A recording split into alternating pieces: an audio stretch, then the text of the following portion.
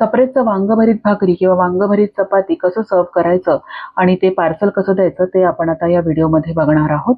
3CP प्लेटमध्ये आपण 2 भाकऱ्या घेतलेल्या आहेत किंवा 4 चपात्या घ्यायच्या आहेत। कस्टमरने जी ऑर्डर दिली असेल त्याप्रमाणे भाकरी आणि चपातीचे व्हिडिओ ऑलरेडी अपलोडेड आहेत, त्या पद्धतीने तुम्ही त्या बनवायच्या आहेत।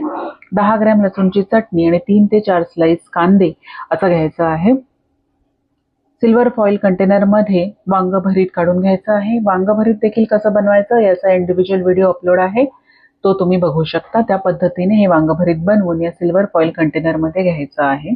1 चमचा आणि 1 टिश्यू पेपर घ्यायचा आहे। सर्विंग साठी रेडी आहे।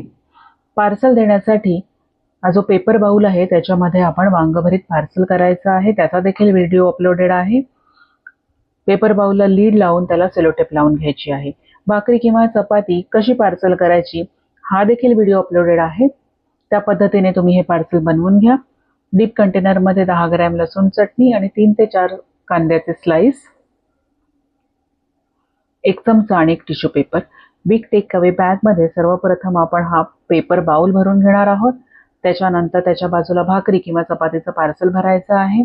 लसूण चटणी, कांदा, चमचा, टिश्यू पेपर, बॅग फोल्ड करून त्याला सेलोटेप लावायची आहे। अशा पद्धतीने हे पार्सल रेडी आहे।